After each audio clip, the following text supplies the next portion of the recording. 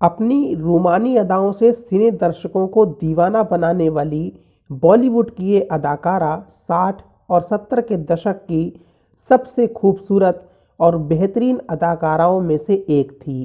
रानी सी थी छाई आप आए बाहर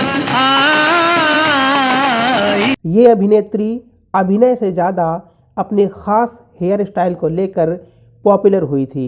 इन्होंने उस दौर में जो भी स्टाइल अपनाया वो फैशन बन जाता था। इन्होंने 2 दशक से ज़्यादा समय तक फिल्मों में काम किया और अपनी एक अलग पहचान कायम की।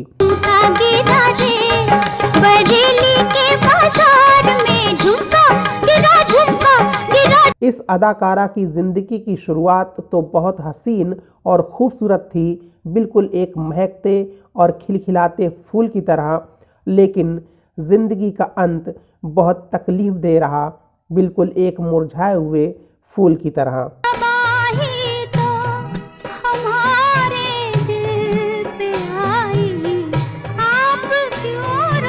फिल्मी सितारों की चकाचौंध भरी जिंदगी सभी को कुछ समय के लिए मोहित कर लेती है।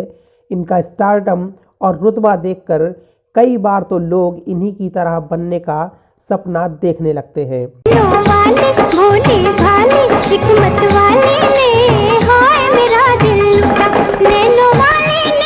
बाहरी लोग इनकी चमक धमक पर रीझ जाते हैं, लेकिन इन सितारों की अंदर की कहानियां कई बार आपको झंझोड़ कर रख देती हैं।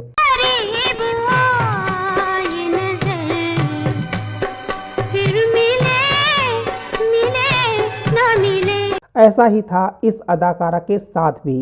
एक दिग्गज गायिका जो कभी इनकी आवाज़ हुआ करती थी, उसने इनकी ज़िंदगी नर्क बना दी थी।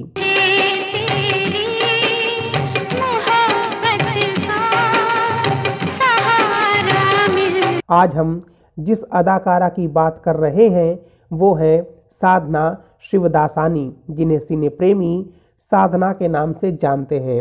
वो साधना जिन्होंने उस दौर की फिल्मों को नया आयाम दिया, लेकिन खुद दुखद अंत की हिस्सेदार बनी।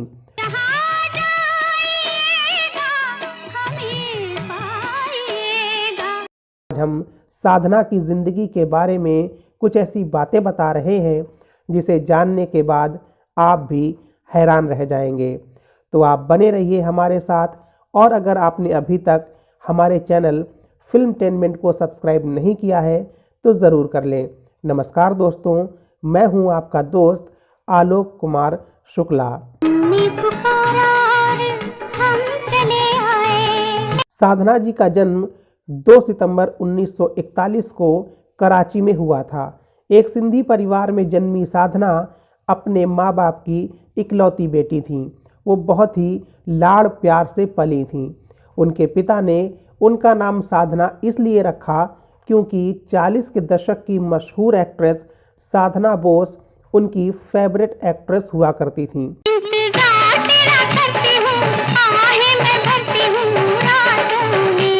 साधना जब बड़ी हो रही थीं, उसी दौरान भारत का बंटवारा हुआ और इसके बाद उनका परिवार कराची से मुंबई आ गया। साधना को बचपन से ही एक्टिंग का शौक था, इसीलिए वो सिर्फ एक्टिंग ही करना चाहती थीं। न हम होश में हैं, नजर का मिलाना गजब हो गया। उनके पिता ने फिल्म इंडस्ट्री में उनके लिए कोशिश की और वो 1955 की राज कपूर की super duper hit film Shri 420 के एक गाने में नजर आई। ये गाना था इचक दाना बीचक दाना, लेकिन इस गाने में साधना इतने कम समय के लिए नजर आई कि साधना पर किसी की नज़र ही नहीं पड़ी। वो नरगिस के सामने बैठे बच्चों में से एक थीं। 15 साल की उम्र में उन्होंने कॉलेज के ड्रामा में हिस्सा लेना शुरू किया।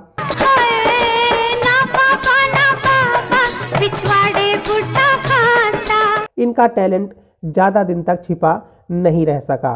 एक प्रोड्यूसर की नज़र उन पर पड़ी और उन्होंने साधना को 1 रुपए का टोकन अमाउंट देकर एक सिंधी फिल्म अबाना के लिए साइन कर लिया।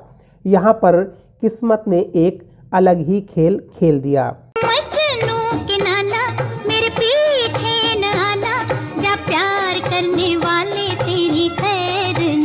अबाना फिल्म के प्रमोशन के दौरान इनकी फ़ोटो एक मैगज़ीन में छपी और तब उस जमाने के एक बड़े प्रोड्यूसर शशधर मुखर्जी की नज़र इस तस्वीर पर पड़ी।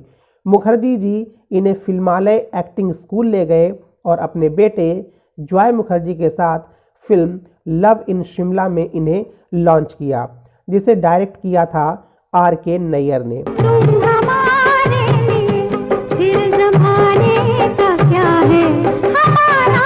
R.K. नैयर ने ही साधना को नया लुक दिया, साधना कट।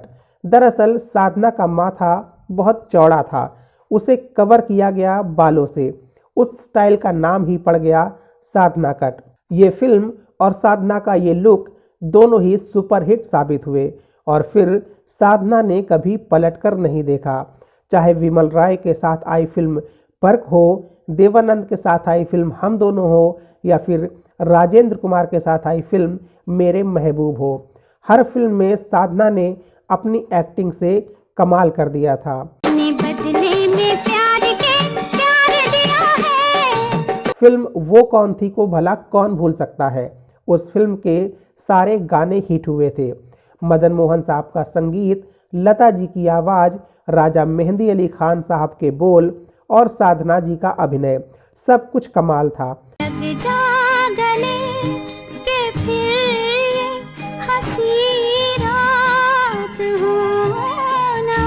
जहां एक तरफ साधना हिंदी सिनेमा में अपनी धाक जमा रही थीं, वहीं दूसरी तरफ बिना शोहरत की परवाह किए उन्होंने शादी कर ली। मेरा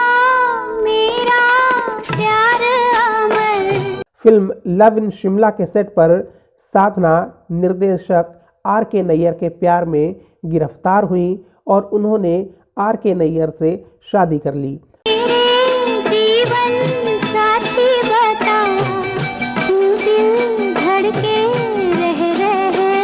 दिलचस्प बात यह है कि इस शादी के लिए साधना के परिवार वाले तैयार नहीं थे, मगर राज कपूर की मदद से इनकी शादी संभव हुई।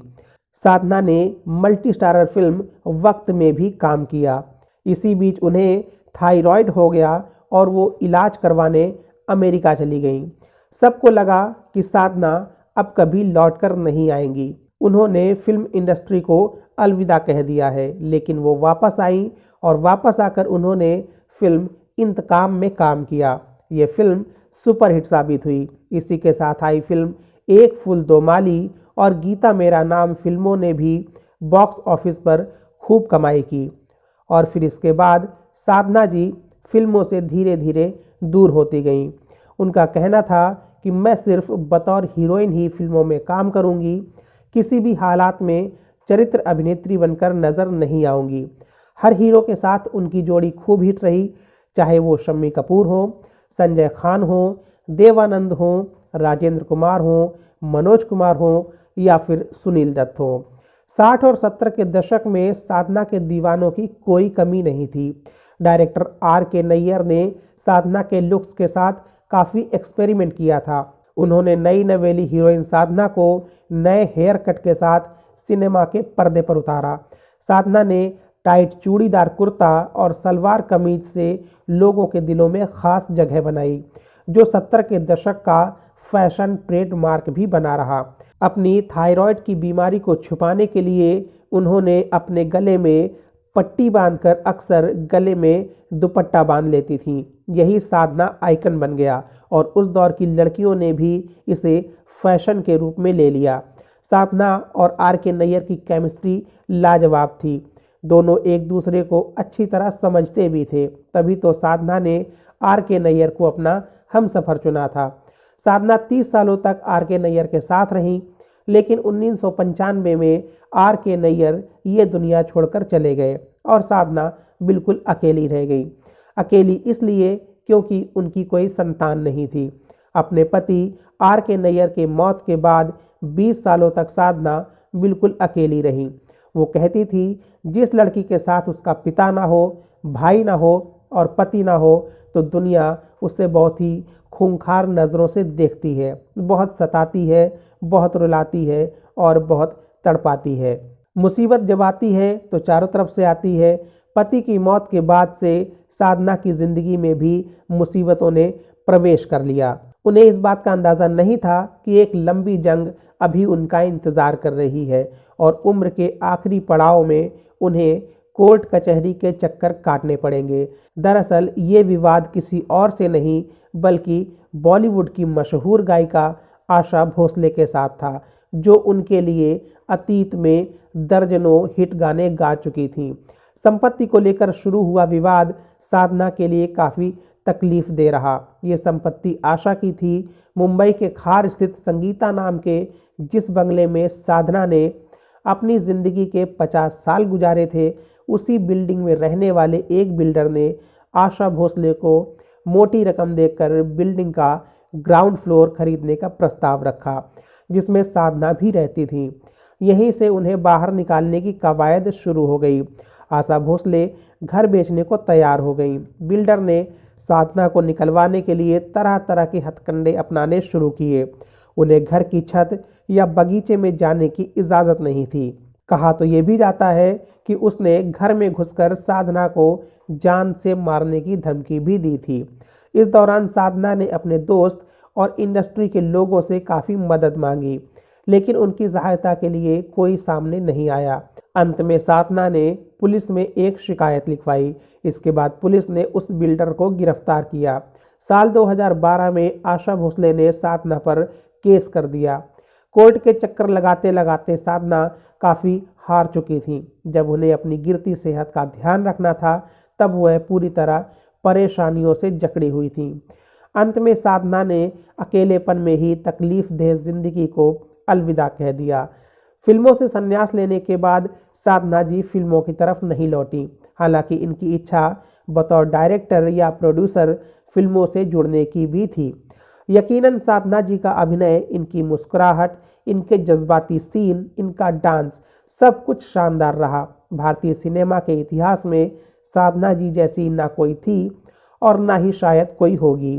25 दिसंबर साल 2015 में साधना ये दुनिया छोड़कर चली गई और फिल्मी गुलशन का एक महकता और खिलखिलाता हुआ फूल मुरझा गया, लेकिन वो आज भी अपने चाहने वालों के दिलों में जिंदा है और हमेशा जिंदा रहेंगी। तो दोस्तों, उम्मीद है कि साधना जी पर आधारित ये वीडियो आपको अच्छी लगी होगी, तो इसे लाइक और शेयर करें। साधना जी के बारे में अपने विचार कमेंट बॉक्स में बताएं। आप सुपर थैंक्स के जरिए भी अपना प्यार दिखा सकते हैं। साथ ही ऐसे ही वीडियोस देखने के लिए चैनल को सब्सक्राइब करके बेल आइकन दबाना बिल्कुल भी ना भूलें। फिर मिलते हैं किसी नए वीडियो में, तब तक के लिए नमस्कार।